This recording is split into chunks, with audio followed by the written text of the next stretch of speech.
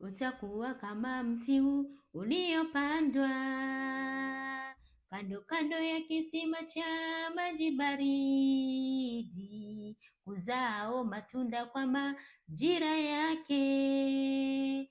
Kila ulifanyalo litafanikiwa. Utakuwa kama mti uliopandwa kando kando ya kisima cha maji baridi, kuzao matunda kwa majira yake. Kila ulifanyalo litafanikiwa. Sivyo walivyo wenye dhambi, hao ni kama makapi yapeperushao na upepo, mahali pa kukaa hapajulikani.